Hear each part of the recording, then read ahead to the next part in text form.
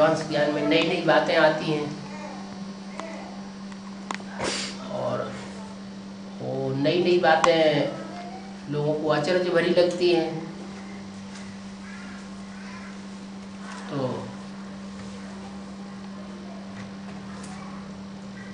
दूसरों को जब सुनाई जाती हैं तो उनको भी अचरज आता है, प्रश्न भी करते हैं।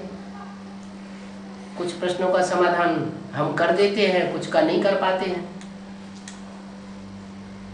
या समाधान कर देते हैं लेकिन अंदर से हम खुद संतुष्ट नहीं होते कि हमने ठीक तरह से समझाया नहीं। तो वो बातें डायरी में नोट करते रहना चाहिए।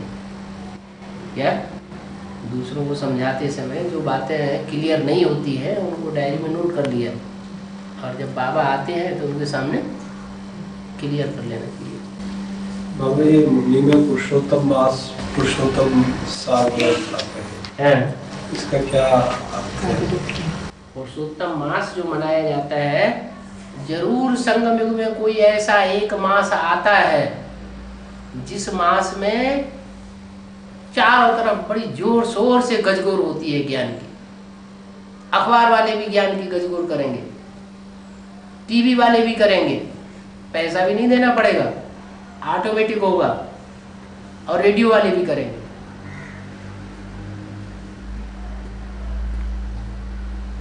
एक मास ऐसा अनुभव हुआ है और हर चौथी वर्ष आता है। उसका मतलब यह है कि सन 76 में जो बाप का प्रत्यक्षता वर्ष हुआ, उसके बाद हर चौथी वर्ष कुछ न कुछ विशेष परिवर्तन हो जाता है। 76-77 के बाद सन 80 में परिवर्तन हुआ। एडवांस पार्टी जो दिल्ली में स्थापन हुई थी,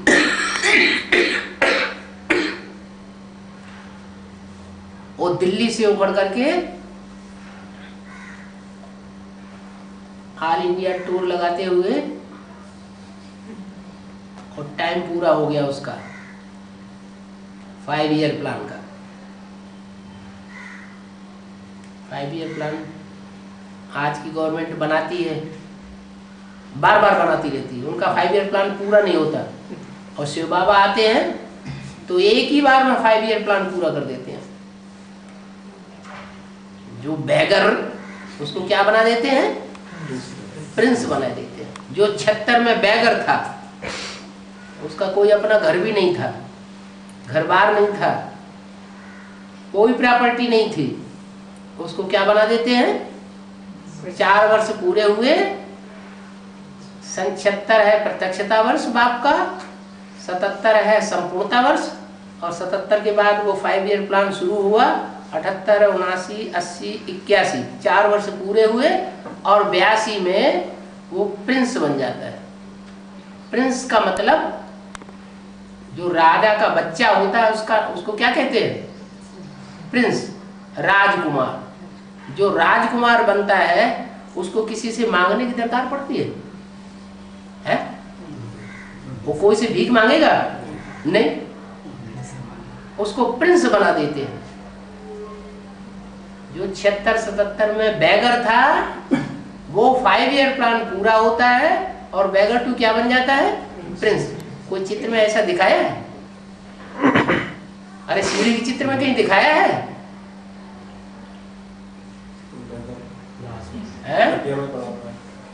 है ही नहीं। इस सीढ़ी के चित्र में ये बैगर दिखाया हुआ है, उसके पास कोई प्रॉपर्टी नहीं है, सिर्फ गीता ज्ञान है। क्या रखा हुआ है? गीता। वो गीता ज्ञान है और कोई प्रॉपर्टी नहीं है। बाकी बैगर के रूप में दिखाया गया है, विदेशी लोग भीख दे रहे हैं। ओम शांति। हाँ आप देख, वो बैगर 2 फुल प्रिंस बनता है। माने फिर उसको कहीं भी बैग करने की, माना किसी से मांगने करने की दरकार नहीं रहती। जिसको आना हो खुद आकर के ले, उसे किसी से लेने की दरकार नहीं।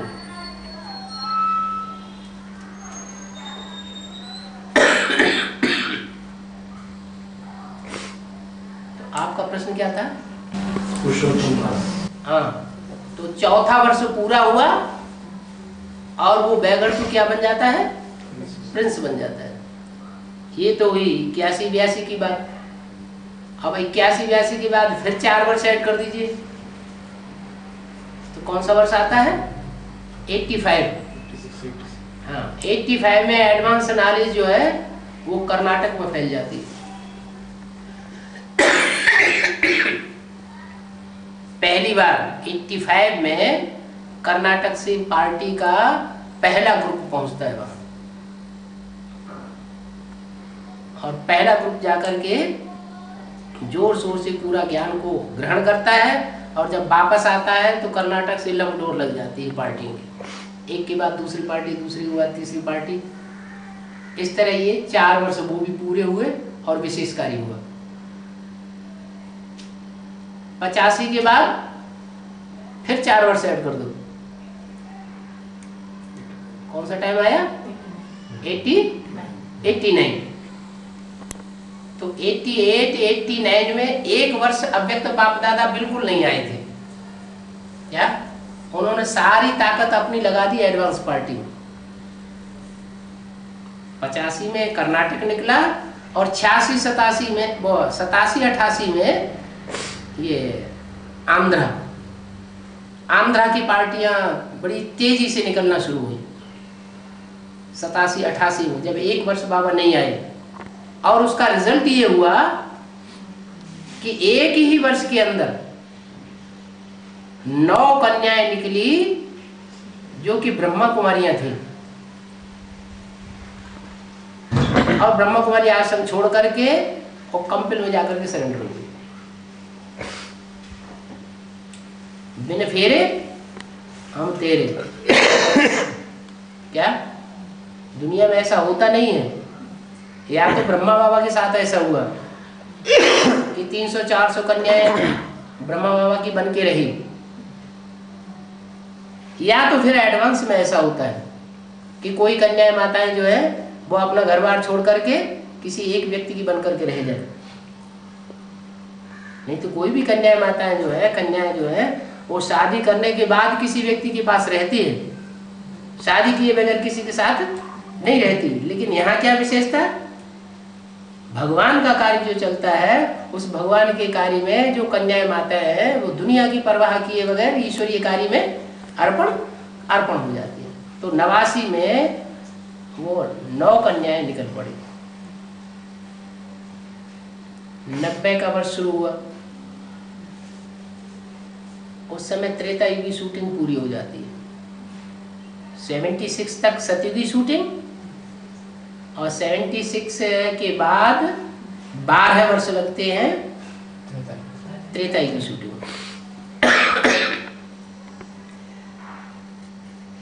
89 के बाद जो 90 का वर्ष है वो रुंग का पीरियड है, वो निकाल दें तो 91 से लेकर के 98 तक 8 वर्ष लगते हैं द्वापर युग की शूटिंग। द्वापर युग की शूटिंग में भी जो मध्य का पीरियड है 93-94, उस 93-94 में दिल्ली में फाउंडेशन पड़ जाता है एडवांस नॉलेज का। 93-94 में जैसे 16 सेक्टर में मम्मा आती है और वो सेंटर जमा देती है। 94 के बाद फिर दिल्ली में बड़ी तेजी से विस्तार होता है, और 98 तक आते आते बिल्डिंग तो खड़ी होती ही है, लेकिन एडवांस पार्टी का बड़ा जखीरा तैयार हो जाता है दिल्ली में। और 98 में वो जखीरा तैयार होकर के द्वापर युग की शूटिंग का अंत हो जाता है। 98 के बाद 1 वर्ष रोम का निकाल के फिर 99-2000 से लेकर के 2003 तक कलयुग की शूटिंग पूरी हो जाती है। 4 वर्ष कलयुग की शूटिंग के, 8 वर्ष द्वापर युग की शूटिंग के, 12 वर्ष त्रेता युग की शूटिंग के, और 16 वर्ष सतयुग की शूटिंग के। 61 से लेकर के 76 तक ये सतयुग की शूटिंग, 76 से लेकर के और 89 तक ये 12-13 वर्षों में त्रेता युग की शूटिंग, और 90 से लेकर के 98 तक ये द्वापर युग की शूटिंग, और द्वापर युग की शूटिंग के बाद फिर कलयुग की शूटिंग 2003 में पूरी होती है। 1 वर्ष रोम का और जोड़ दिया, ये 4 वर्ष पूरे हुए। 4 वर्ष में फिर 4 वर्ष और ऐड करें तो विष्णु की प्रत्यक्षता होती है। जैसे ब्रह्मा की प्रत्यक्षता होने के लिए 16 साल लगे, 36 से लेकर के और 2050-51 तक ब्रह्मा और ब्रह्मा कुमारी ईश्वरी विश्वविद्यालय प्रत्यक्ष हुआ। उससे पहले ओम मंडली थी, ब्रह्मा कुमारी विद्यालय नाम नहीं था। ब्रह्मा भी प्रत्यक्ष हुआ, ब्रह्मा कुमारी विद्यालय भी प्रत्यक्ष हुआ 1950 में। तो 16 साल लगे पहली मूर्ति को प्रत्यक्ष होने में। ऐसे ही दूसरी मूर्ति शंकर को प्रत्यक्ष होने में ब्रह्मा के शरीर छोड़ने के बाद से लेकर के 76 तक 7-8 साल लग गए। 68 ब्रह्मा ने शरीर छोड़ा और 68 से लेकर के 76 शंकर की मूर्ति वो भी प्रत्यक्ष हुई ब्राह्मणों की दुनिया में, ब्राह्मणों के बीच में। तो पहली मूर्ति को प्रत्यक्ष होने में 16 साल, दूसरी मूर्ति को प्रत्यक्ष होने में 8 साल, तो तीसरी मूर्ति को प्रत्यक्ष होने में कम से कम कितना समय लगना चाहिए? 4 साल। यहाँ भी 4 साल ऐड कर दें, 2004 में 4 साल ऐड किए तो 2008 आता है। तो ऐसे ये 4-4 साल 4-4 साल ऐड करते जाइए, कुछ न कुछ विशेष नया होता है हर चौथी साल। इसलिए लीप ईयर है, इसलिए ये लीप ईयर माना जाता है। ये सब संगम युग में फाउंडेशन पड़ता है भक्ति मार्ग की परंपराओं का। और नाम पड़ता है पुरुषोत्तम मास, पुरुषोत्तम वर्ष। पुरुषोत्तम शब्द क्यों जुड़ा हुआ है? क्योंकि जो पुरुषोत्तम बनने वाला व्यक्तित्व है उसके आधार पर ये सारा परिवर्तन होता है। अपने आप नहीं होता है, कोई निमित्त बनता है वो परिवर्तन करने की।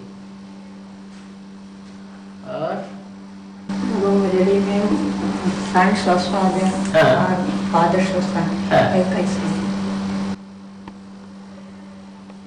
शिव बाप, शिव बाप, बिंदु बिंदु आत्माओं का बाप, वो तो फादर है। उसका पहला बच्चा कौन है? हाँ? शिव बाप का पहला बच्चा कौन है? हाँ? ब्रह्मा। ब्रह्मा रचना है या रचयिता है? है? ब्रह्मा रचना है या रचयिता है? रचना है। तो पहले रचना होती है, पहले रचयिता होता है? रचयिता कौन फिर? ब्रह्मा को रचने वाला कौन? तो फिर तो प्रजापिता जो है वो शिव का बच्चा हुआ या ब्रह्मा शिव का बच्चा हुआ? पहला बच्चा कौन हुआ? प्रजापिता पहला बच्चा हुआ। तो शिव बाप और शिव का पहला बच्चा जो अपने को निराकारी स्टेज में पहले स्थिर करता है वो हुआ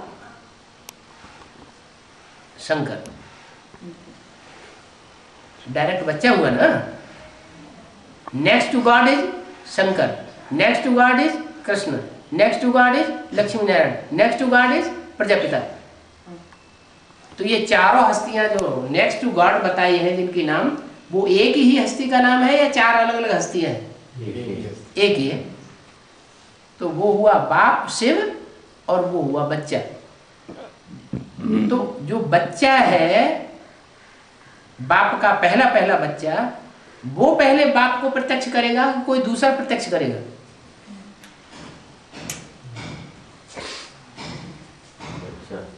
पहला जो बच्चा होगा वो बाप को पहले प्रत्यक्ष करेगा। तो जो सन वो सोज फादर और फादर सोज सन। शिव बाप जो है अपने शंकर बच्चे को प्रत्यक्ष करते हैं संसार में, और शंकर जो है वो शिव बाप को प्रत्यक्ष करता है। सन सोज फादर, फादर सोज सन्स। बाबा मुंडमाला रुंडमाला में है रुंडमाला मुंडमाला, हाँ रुंडमाला कैसे रुद्रमाला रुंडमाला रुद्रमाला रुंडमाला मुंडमाला व्यत्यास अब मुंडमाला एक नहीं आना। मुंडमाला किसमें आता है? मुंडमाला किसमें आते हैं? मुंडमाला मुंड इसे कहा जाता है। ये है मुंड और ये है रुंड। ये ऊपर का हिस्सा है मुंड, मुंड, और ये नीचे का हिस्सा है रुंड। रुंड माना विजयमाला, क्या प्रैक्टिकल पार्टी। 3 पार्टियां है ना एडवांस पार्टी की। कौन कौन सी? प्लानिंग पार्टी, इंस्पिरेटिंग पार्टी और प्रैक्टिकल पार्टी। ऐसे यहाँ ये तीन पार्टियां हैं। 3 पार्टियों में एक प्रैक्टिकल पार्टी है। प्रैक्टिकल पार्टी कौन हुआ? ये शरीर प्रैक्टिकल, नीचे का हिस्सा प्रैक्टिकल काम करता है या ऊपर का हिस्सा प्रैक्टिकल काम करता है? प्रैक्टिकल काम कौन करता है? मुंड प्रैक्टिकल काम करता है या ये रुंड प्रैक्टिकल काम करता है? ये जो नीचे का हिस्सा है वो प्रैक्टिकल करके दिखाता है, और ये हिस्सा क्या करता है?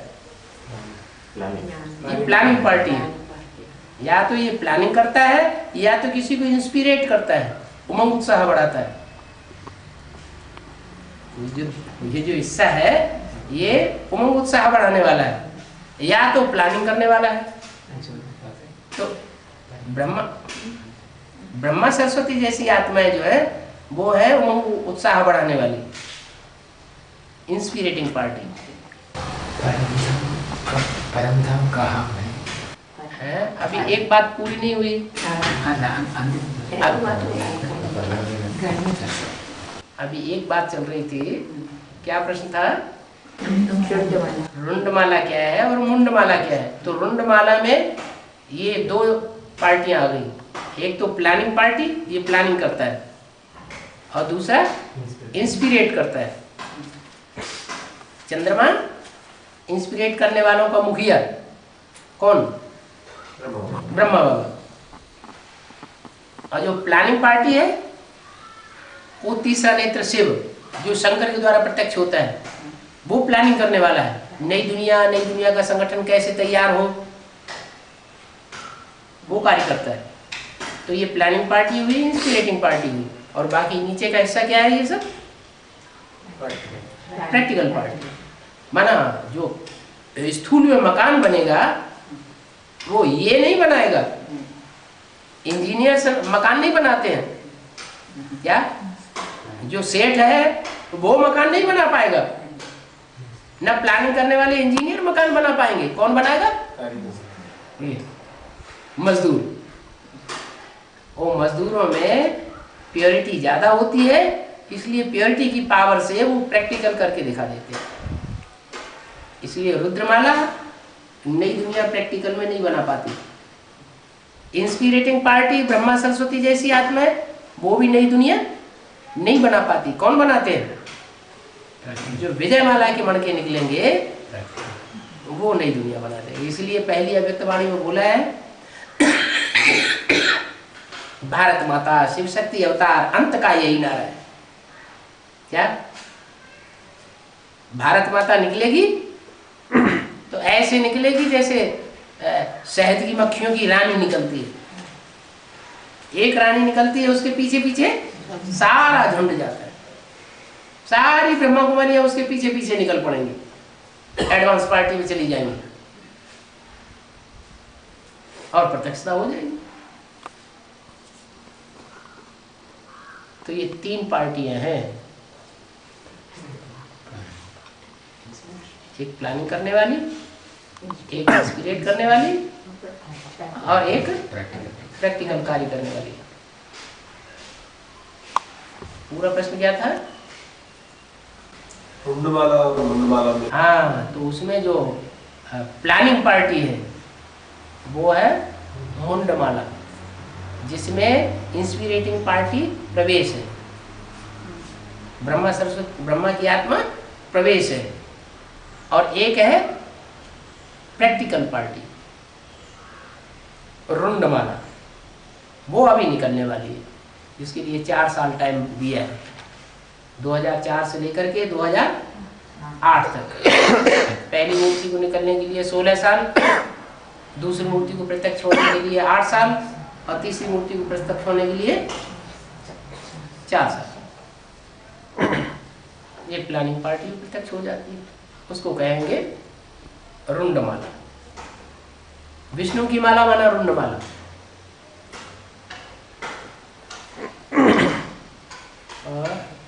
हाँ, परम धाम कहाँ है? परम धाम कहाँ? अंतिम समय हाँ, दुनिया के सब आत्माओं कहाँ जाते? आत्मिक स्टेज में स्थिर होने की बात पहले साकार सृष्टि पर साकार शरीर से होगी या शरीर छोड़ने के बाद होगी? आप अनुवाद करिए। साकार सृष्टि से आत्मा को शरीर आत्मिक स्थिति में टिकने वाली बात है, वो साकार शरीर के द्वारा होगी या साकार शरीर छोड़ने के बाद आत्मिक स्थिति बनेगी? साकार सृष्टि में, साकार सृष्टि में, साकार सृष्टि में हम आत्मिक रूप में 100% स्थिर होंगे, ये होगा ना। तो उसके लिए शरीरधारी के साथ ज्योतिबिंदु आत्मा आत्मिक स्थिति में टिकेगी ना। अनुवाद करिए।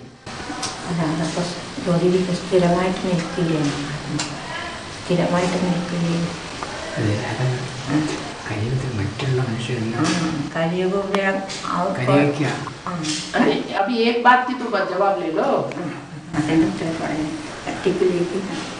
तो साकार शरीर के द्वारा जब आत्मिक स्थिति बनेगी, आत्मा बनेंगे हम, तो साकार सृष्टि पे पहले परमधाम चाहिए या निराकारी दुनिया में चाहिए? साकार सृष्टि में परमधाम चाहिए। वो साकार सृष्टि पे परमधाम बनेगा माउंट आबू, जहाँ सब बीज रूप स्टेज में स्थिर होने वाली आत्माएं, आत्मिक स्थिति में स्थित होने वाली आत्माएं सब वहाँ इकट्ठी हो जाएंगी, 4.5 लाख। उसको कहेंगे साकारी दुनिया का परमधाम। इसलिए मुरली में बोला है, तुम बच्चे परमधाम को भी इस सृष्टि पर उतार लेते हो। वो परमधाम वो तो है, लेकिन उसको भी तुम प्रैक्टिकल में कहाँ उतारते हो? इस साकार सृष्टि पर उतार लेते। फिर जब 2036 में पूरा ही विनाश होगा सारी दुनिया का, लास्ट डेट में विस्फोट होंगे, फिर तो सब आत्माएं शरीर छोड़ के परमधाम चली जाएगी।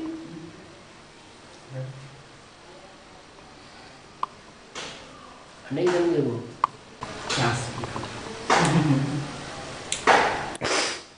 आपकी समझ में आ गया? आपकी समझ में आ गया?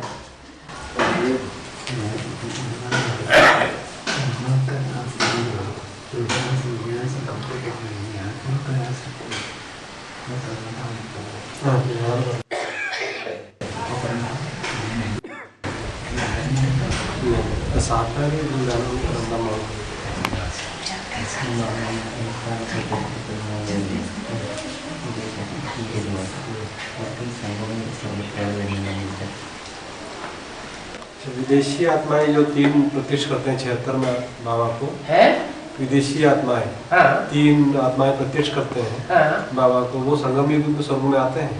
हाँ, क्यों नहीं आएंगे संगम युग स्वर्ग में? वो तो आदि वाले हैं। आदि में जिसने बीज बोया, खेती करते हैं ना, एग्रीकल्चर करते हैं, तो जो पहले बीज डाल देता है वो ज्यादा फायदे में रहता है, या जो बाद में बीज डालता है वो ज्यादा फायदे में रहता है? जिसने पहले बीज डाला वो उसको ज्यादा फायदा होता है, पूरा मौसम मिल जाता है।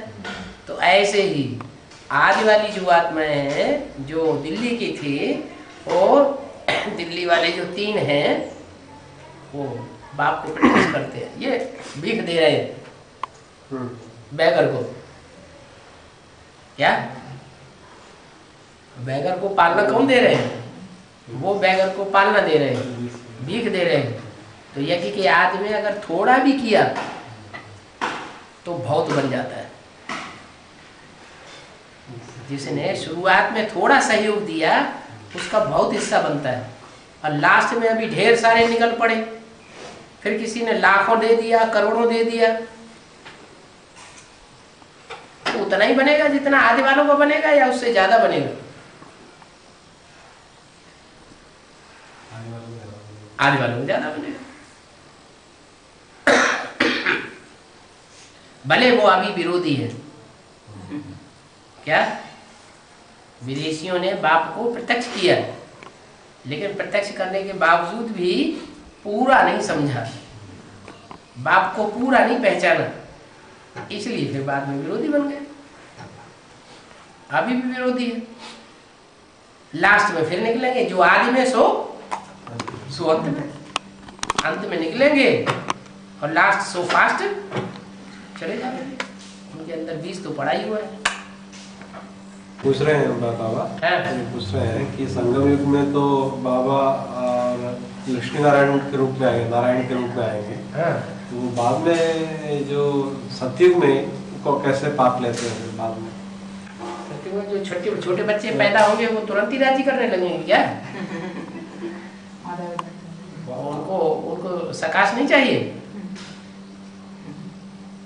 जो राधा कृष्ण बच्चे हैं 18 साल की उम्र के होने के बाद वो उनको कोरोनेशन होगा, तो कोरोनेशन होने के बाद वो सारा राजकाज अपने आप ही चलाने लग पड़ेंगे या जरूरत पड़ेगी?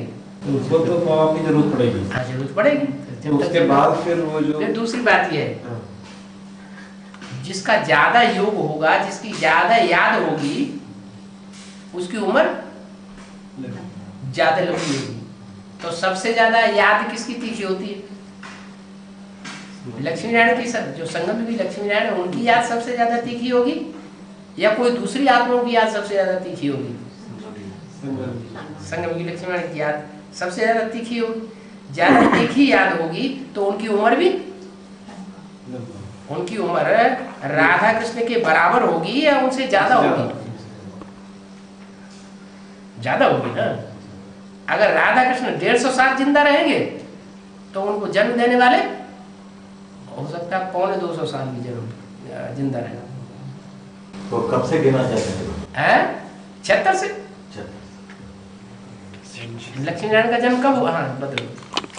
एक सवाल मैंने पूछा था जो अभी कोर्स लेते हुए कि जो 8वां जो लक्ष्मी नारायण जो वो चंद्रवंशी की जो राम है उनको क्या ट्रांसफर करता है?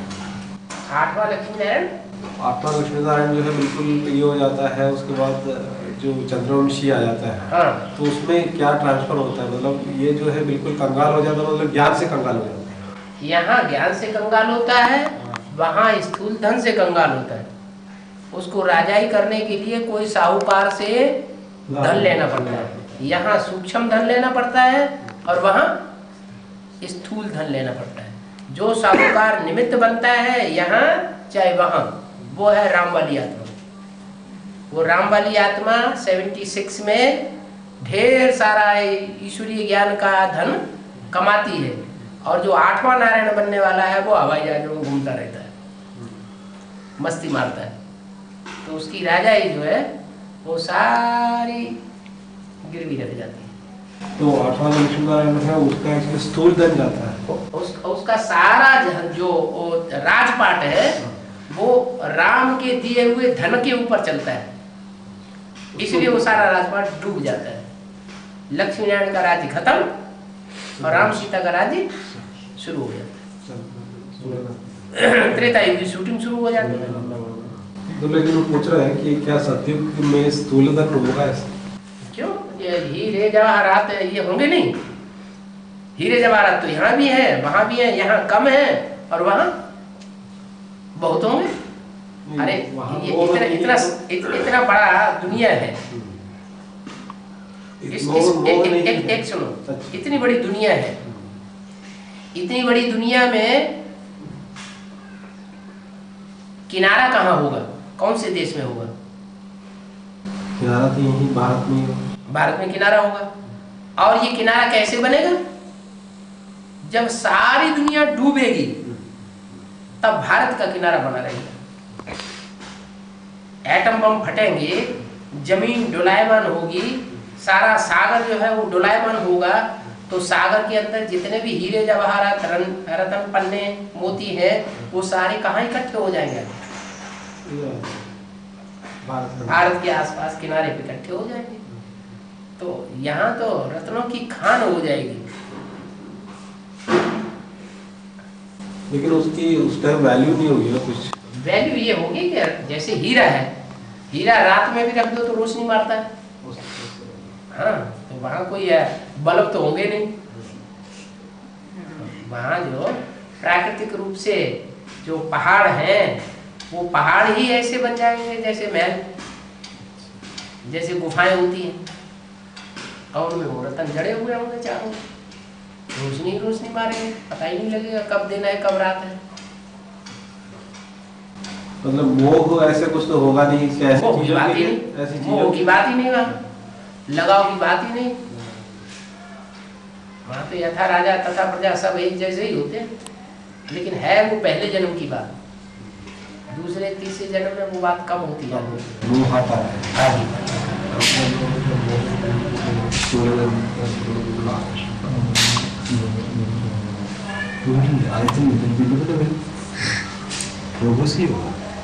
तो जो भी स्थूल धन है वो सारा राम के हाथ में आ जाता है त्रेता युग में। उसके धन से आखिरी नारायण का राज्य चलता है, और वो राजाई सारी डूब जाती है। लक्ष्मी नारायण का राज्य खत्म। वो आखिरी नारायण जो है वो राजाई को समाप्त करने का निमित्त बनता है। अपने बाप दादे का नाम और कुल क्या करता है? नष्ट कर देता है। मिट्टी में मिला दिया। हैं? पूरा मिट्टी में मिला दिया। हाँ जी, मिट्टी में मिला दिया। यही चीज इसलिए बाबा कहते हैं मेरी दाढ़ी की लाज रखो। यही चीज आखिरी जो त्रेतायुग के आखिरी में भी यही त्रेता के अंत में वो जो आत्माएं हैं, बीज रूप आत्माएं, तीन आत्माएं राम लक्ष्मण भरत शत्रुघ्न, ये बाप से लड़ाई लड़ती है, बाप के घर को उजाड़ देती है। दिल्ली में उन्होंने ही स्थापना की, वही विरोधी बनती है, बाप के घर को उजाड़ देती है। तो फिर वो विनाशी जन्मों में वो निमित्त बनती है।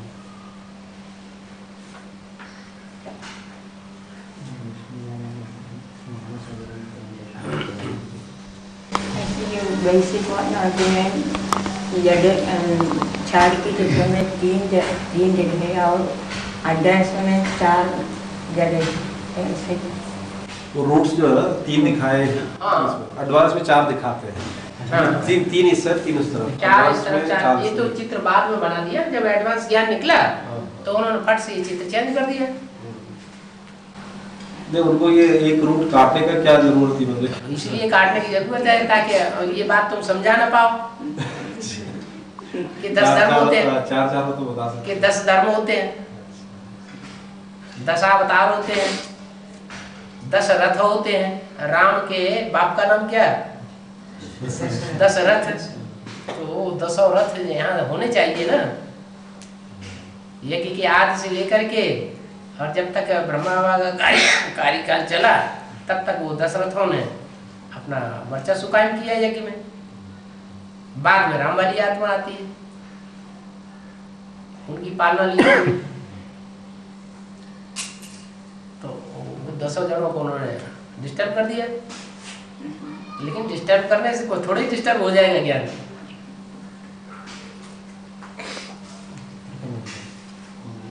ये सीढ़ी का चित्र जो है लक्ष्मीनारायण का चित्र, ये मम्मा के शरीर छोड़ने से पहले बनी है या बाद में?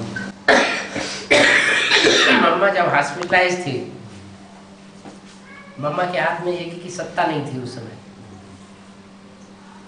उस समय ये चित्र बना है। लक्ष्मीनारायण का चित्र और ये क्या नाम सीढ़ी का चित्र। सीढ़ी पे हॉस्पिटल है जितने कंट्रोल सीढ़ी चित्र सीढ़ी चित्र तो ब्रह्मा बाबा के निर्देश पे बनाया नहीं, तो बाबा सीढ़ी का चित्र बुद्धियोग से बनाया गया। जो ब्रह्मा बाबा के ब्रह्मा बाबा के रहते रहते बना।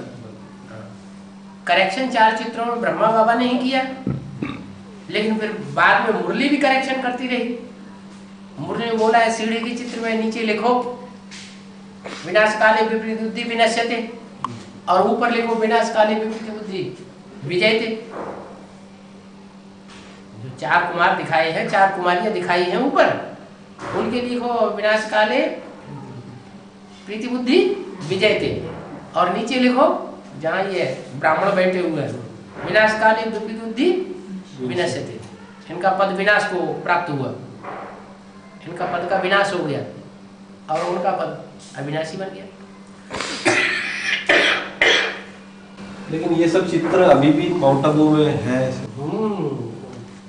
पता नहीं कहाँ कई फोटो में हमारे जो पुराने चित्र पता नहीं कहाँ दबा दिए। जो ब्रह्मा बाबा के लाइफ हिस्ट्री का एक बुक है आदि देव, उसमें ये सब फोटोज दिखाए हैं। अरे ये बड़े चित्र ही कहाँ कर दिए, बड़े चित्रों को छुपाने की क्या बात थी? बड़े चित्रों के ब्लॉक ही तोड़ दिए। मम्मा के जो चित्र मम्मा के चित्र वगैरह थे उसमें ये चित्र दिखाए थे।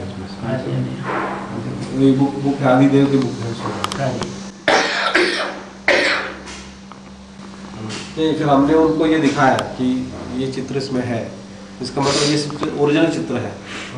तो ये उन्होंने बोला कि वो बहुत ज़्यादा कॉम्प्लिकेटेड हो जाता है, इसलिए उनको सिंपलिसिटी करने के लिए उन्होंने नीचे से काट दिया, ऊपर से काट दिया, इसी बना दी।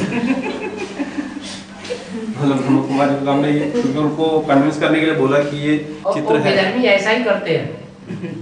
जो देवी देवता सनातन धर्म की धारणाएं थी उनमें से ऊपर से काट दी, नीचे से काट दी, इधर से काट दी, उधर से काट दी, अपना धर्म स्थापन कर दिया। वो खंडन करते हैं सनातन धर्म का।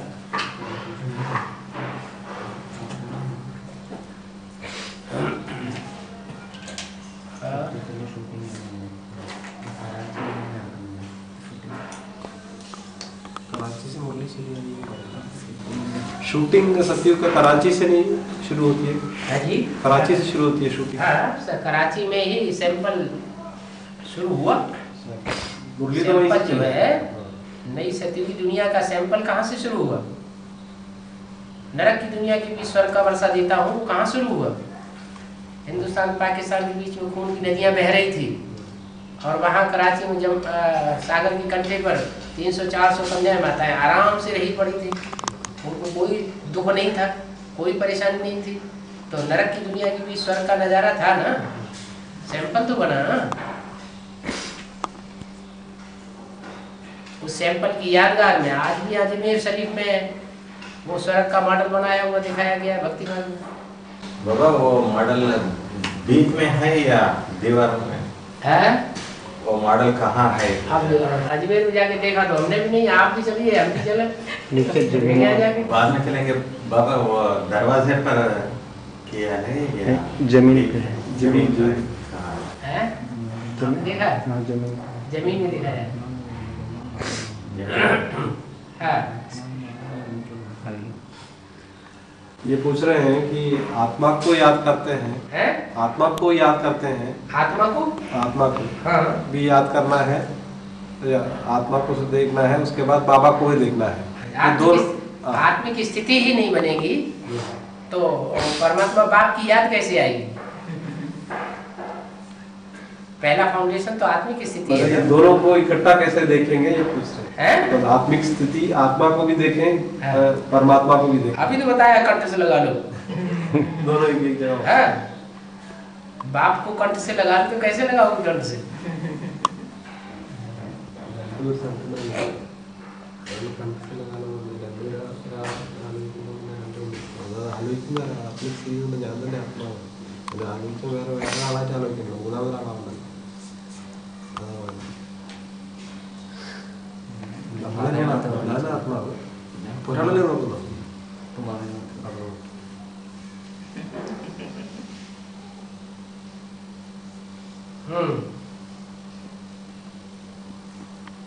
ये शुरू में सेवकराम को उनको त्रिमूर्ति को ज्ञान देते हैं। त्रिमूर्ति को तीनों को इकट्ठा ज्ञान देते हैं ना। इनको सेवकराम को और गीता माता को राधा बच्ची। हाँ, तीनों आत्माएं होती है। ब्रह्मा विष्णु शंकर तीनों ही इकट्ठे होने चाहिए जब शिव आते हैं। शिव अकेले नहीं आते। उस टाइम ये क्या बोलते हैं, ब्रह्मा बाबा भी होते हैं क्या? नहीं होते। ब्रह्मा बाबा को बाद में ज्ञान दिया। मैं 3 मूर्तियों के साथ 4 मूर्तियों के साथ आता हूँ, ऐसे थोड़ी कहा। 3 मूर्ति को ज्ञान जो देते हैं, लेकिन गीता माता जो ज्ञान ब्रह्मा बाबा को देते हैं। हाँ, और राधा बच्ची को भी देते हैं उस टाइम। राधा बच्ची भी सुनती है। हाँ? तो राधा बच्ची 2 बार ज्ञान सुनती है। 2 बार माना? मतलब एक तो ये त्रिमूर्ति को जब ज्ञान मिलता है तब भी राधा बच्ची होती है वहाँ पे। त्रिमूर्ति का ज्ञान मतलब गीता माता को जब जवाब सेवक राम जी देते हैं, हाँ, तो उस टाइम भी राधा बच्ची होती है वहाँ पे। हाँ, और जब गीता माता जब ज्ञान देते हैं, हाँ, वापिस तब भी राधा बच्ची होती है। कोई जरूर नहीं।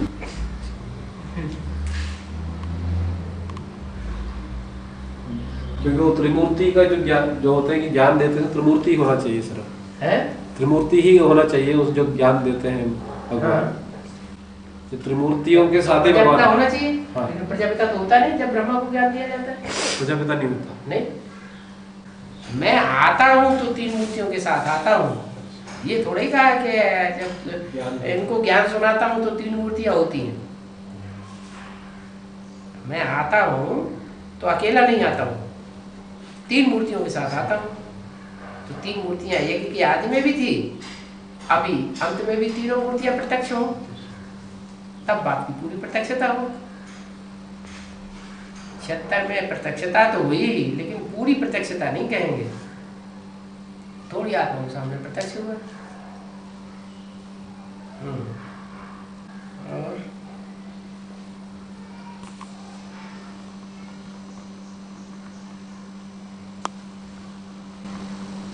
आपने जब मैंने आपको फोन किया था मार्च में, तो आपने बोला था डायरेक्ट देखने की क्या जरूरत है, ज्ञान की आंखों से देख लो। ज्ञान की आंखों से देख लो, स्थूल में देखने की जरूरत है। जिसने ज्ञान की आंखों से देखा है वो ही स्थूल आंखों से देख सकता है। अगर ज्ञान की आंखों से नहीं देखा है तो स्थूल आंखों से भी दर्शन हो नहीं सकता। पहले ज्ञान की आंख से शिव बाप समझ में आएगा। शिव बाप को स्थूल आंखों से नहीं देखा जा सकता। अभी भी उसमें थोड़ा सा कंफ्यूजन है कि क्यों? ज्ञान की आंखों से देखना, ज्ञान की आंखों से देखना पहले वो कैसे होता है? ज्ञान की आंखों से सप्ताह कोर्स मिला, संदेश मिला, 4 चित्रों का ज्ञान दिया गया, बेसिक नॉलेज दी गई, एडवांस ज्ञान दिया गया। तो ये ज्ञान की नेत्र से देखना नहीं हुआ। ज्ञान के नेत्र से ही ये सब देने वाला जो है उनको देख रहे हैं, उस हिसाब से देने वाला तो कोई भी निमित्त हो सकता है, लेकिन ज्ञान किसका है? निमित्त नहीं, ये सब जो पहले जो सब कुछ देता है, जो देता है शिव बाबा ही देता है। वो शिव बाबा देता है। ज्ञान देने वाले तो हम लोग थोड़े ही ज्ञान देने वाले। ज्ञान देने वाले तो शिव बाबा ही है। तो ऐसे थोड़े कहेंगे शंकर ने ज्ञान दिया है, या कृष्ण ने ज्ञान दिया, या दादा लेखराज ने ज्ञान दिया। ज्ञान देने वाला तो शिव बाबा ही है। वो ही तीसरा नेत्र खोलता है।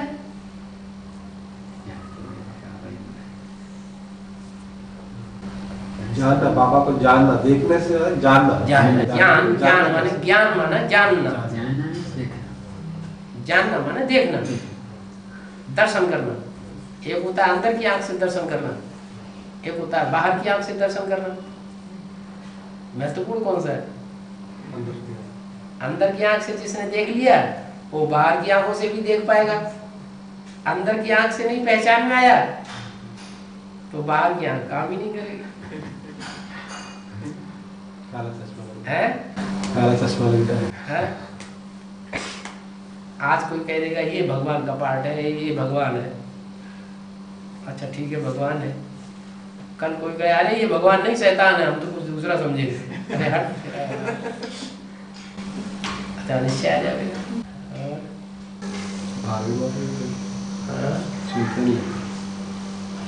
ये है 12वीं माता जो बताया था, 12वीं माता जो बताया था, जो बांधेली बांधेली बांधेली माता रानी। बट्टी के लिए नहीं आ सकती है बट्टी के लिए नहीं आ सकती, वैसे फोर्स कर चुकी है। अच्छा अच्छा